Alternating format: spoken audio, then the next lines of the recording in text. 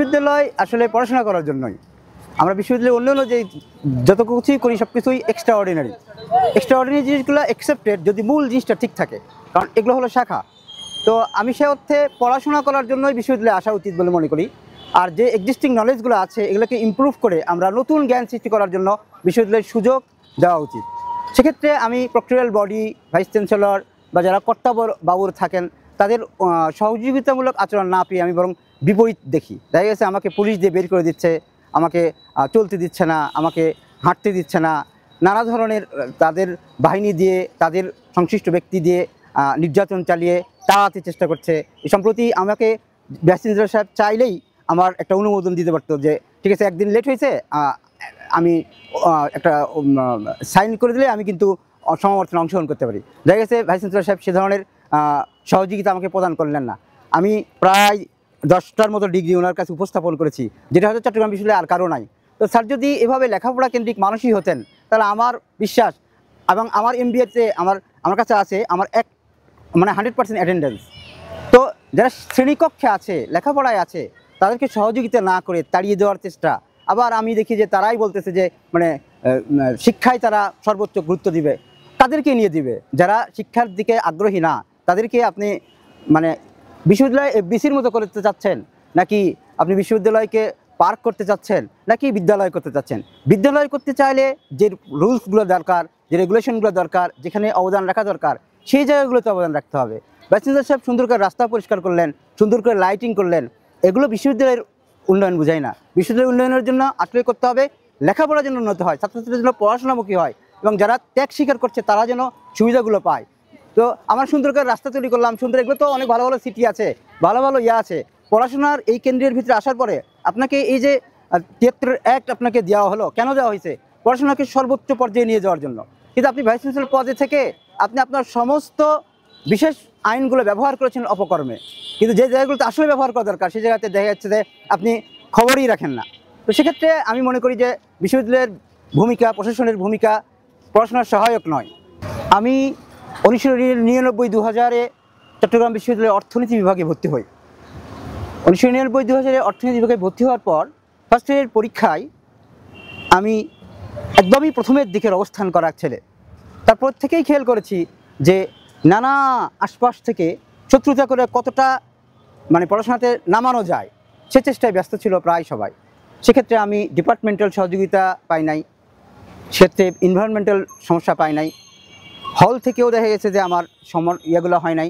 শেষ পর্যন্ত আমি ওই ফার্স্ট ইয়ার থেকে আজ পর্যন্ত যতগুলো পড়াশোনা করেছি দেখা গেছে সব কিছু আমার নিজের ত্যাগের মাধ্যমে, এবং প্রতিবন্ধককে এড়িয়ে এড়িয়ে আমাকে পাহাড়ে যেমন আরোহণ করতে হয়, আমার সামনের বাধাগুলোকে আসছে, এই বাধাগুলোকে আমি নিজে আরোহণ করেছি, করে উপরে উঠেছি, উঠে আজকের পর্যায়ে পর্যন্ত আসছি। অথচ আমাদের দেশে এই পড়াশোনা করার সুযোগ দেওয়া উচিত ছিল, কিন্তু বিশ্ববিদ্যালয় বলেন, আমাদের সোসাইটি বলেন, আমাদের কালচার বলেন, এমন একটা পর্যায়ে গিয়ে দাঁড়িয়েছে যে পর্যায়ে পড়াশোনা সহায়ক হবে আমার মনে হয় সেই পর্যায়ে আর থাকবে না। কারণ পড়াশোনাটাকে নিয়ে যাওয়া হয়েছে একটা উদ্দেশ্যকে ব্যবহার করার জন্য, সেটা হলো কর্মক্ষেত্র সৃষ্টি। তারা চাচ্ছে যে একটা পড়াশোনা করব, মাস্টার্স পাস করব, একটা ভালো চাকরি করব, এই প্রতিযোগিতায় BCS পাস করা বা অন্যান্য ভালো ভালো জবগুলোতে যাওয়া, এটা একটা মূল লক্ষ্যস্থল হওয়ার কারণে পলিসিগুলো ওভাবে হয়ে গেছে। সুতরাং নতুন জ্ঞান সৃষ্টি, রিসার্চ, পড়াশোনার মান উন্নয়ন করা, এক্ষেত্রে যে মনোযোগ দিবে শিক্ষকদেরই সেই কোয়ালিটিটা নাই, বা তারা ওই জিনিসটাকে ওভাবে করার জন্য যে মেন্টাল ফ্যাকাল্টি ডেভেলপ হতে হবে।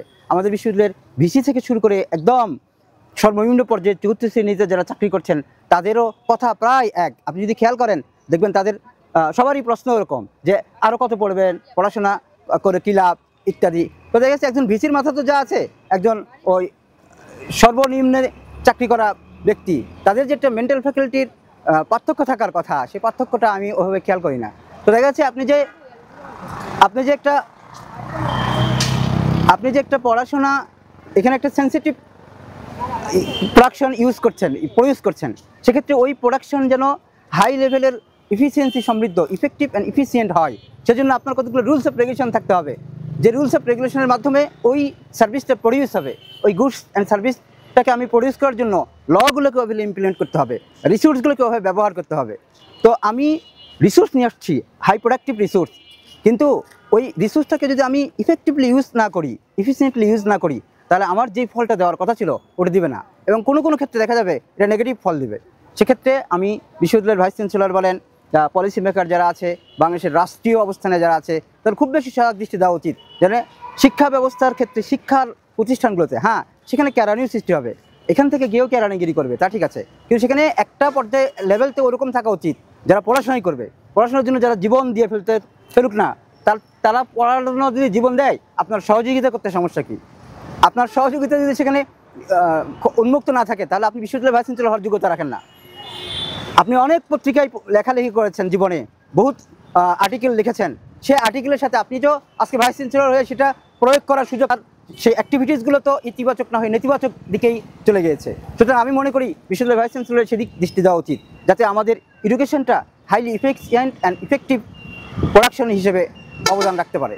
আমি উল্লেখযোগ্য গবেষণা মানে আমি ইসলামী অর্থনীতিবিদ হতে চাই, সেজন্য আমি এখানে ইকোনমিক্সে তো ফার্স্টের দিকে অবস্থান ছিল আমার, অনার্স ফার্স্ট ইয়ারের দিকে শেষ পর্যন্ত 3.56 নিয়ে অনার্স পাস করেছি। তারপরে MBA করেছি ফিনান্সে, এবার দাওরাই হাদিস পাস করলাম, এবার হাটাজারি মাদ্রাসা থেকে, হাটাজারি মাদ্রাসা আমি একদম ফার্সিখানা থেকে দাওরা পর্যন্ত পড়ে পাস করেছি। সুতরাং আমি ইসলামিক ইকোনমিস্ট হওয়ার জন্য বাংলাদেশের সবচেয়ে ইফিসিয়েন্ট রিসোর্স হিসেবে আমি নিজেকে মনে করি। আমি সেই যোগ্যতাগুলো কমপ্লিট করেছি, এখন আমি আশা করি ওই ফিল্ডে এখন আমি ভালো করতে পারবো। সুতরাং ওই ফিল্ডে অনুপ্রবেশ করেছি, শেষ এখনও কবে হবে তা বলতে পারবো না। হাটাজারি মাদ্রাসা এটাতে গবেষণা করছি, তারপরে এখানে ফিনান্স ডিপার্টমেন্টের গবেষণা একটা করছি, আবার সম্প্রতি কম্পিউটার সায়েন্সেও আমার ওই PGDটার জন্য অনুমোদনের করেছি, ওইটাও আশা করি হবে। ওই কম্পিউটার সায়েন্স ডিপার্টমেন্টেও একটা আশা করি অচিরে শুরু করবো। এটা PGD ফার্স্ট সেমিস্টার শেষ হয়ে গেছে, সেকেন্ড আর থার্ড সেমিস্টারের জন্য আবেদন করেছি, ডিন সাহেব ওটা অ্যাকসেপ্ট করেছে, হয়তো আগামী সপ্তাহের ভিতরে এটা অনুমোদন পাবো বলে আশা করি। পরে আমি এটা নিয়েও আবার কাজ করবো আর কি।